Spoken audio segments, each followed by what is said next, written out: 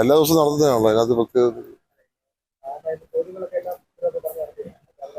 Usually ചോദ്യങ്ങൾ ഉത്തരവില്ല എന്നാണോ ഉദ്ദേശിച്ചത്?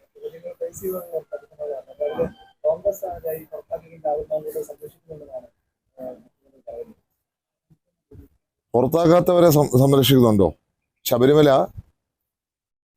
ജയിലിൽ കിടക്കുന്നവരെ സംരക്ഷിക്കുന്നുണ്ടോ CPM? അങ്ങനെയാണോ അവര് പുറത്താക്കാതിരിക്കുന്നത്? എന്തെങ്കിലും പേടിച്ചിട്ടാണോ അവരെ പുറത്താക്കാത്തത്? അതിനുള്ള മറുപടി ഞങ്ങൾക്ക് ആഗ്രഹിച്ചുള്ളത്. 2 ദേവസ്വം ബോർഡ് പ്രസിഡന്റുമാരാണ് ജയിലിൽ കിടക്കുന്നത്. അവരെ എന്തിനാണ് CPM സംരക്ഷിക്കുന്നത്? ആ ചോദ്യത്തിന് മറുപടി ഇട്ടിട്ട് ബാക്കി. ഞങ്ങളിവിടെ കൃത്യമായ നിലപാടെടുത്ത് പാർട്ടി തീരുമാനമെടുത്ത് അദ്ദേഹത്തെ മാറ്റി. ഇത് നിയമത്തിന്റെ വഴി ചെല്ലട്ടെ.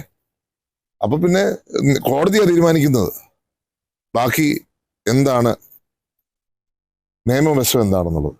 ഇപ്പോൾ ഒരു സാഹചര്യം നിൽക്കുന്നതുകൊണ്ടും പൊതുവായ ഉള്ള ഒരു സമൂഹത്തിന്റെ വലിയൊരു ആശങ്ക നിലനിൽക്കുന്നതുകൊണ്ടാണ് പാർട്ടികൾ നിലപാടെടുത്തത്.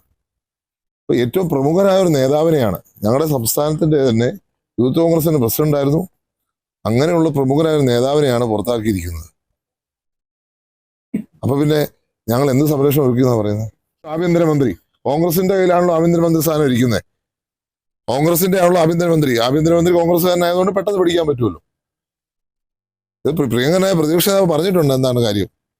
ഒരു പോലീസ് ഓഫീസർ വിചാരിച്ചാൽ നടക്കുന്ന കാര്യം ഇത്ര നീട്ടിക്കൊണ്ട് പോകുന്നതിന്റെ ഉദ്ദേശം എല്ലാവർക്കും അറിയാം. അതുകൊണ്ട് ഞങ്ങൾക്കൊന്നും പറയാനില്ല. ഇത് ആരുടെ കയ്യിലാണ് ഗവൺമെന്റ് ഇരിക്കുന്നത്? ആരുടെ കയ്യിലാണ് വകുപ്പ് മന്ത്രി സ്ഥാനം ഇരിക്കുന്നത്? അവർക്ക് പിടിക്കാൻ പറ്റുന്നില്ല. പോലീസിന്റെ നിങ്ങൾ തന്നെ റിപ്പോർട്ട് ചെയ്യുന്നു, ചോരുന്നു. ഇതെങ്ങനെയാ ചോരുന്നേ? അപ്പം അതിന് അജണ്ട കാണും അവർക്ക്.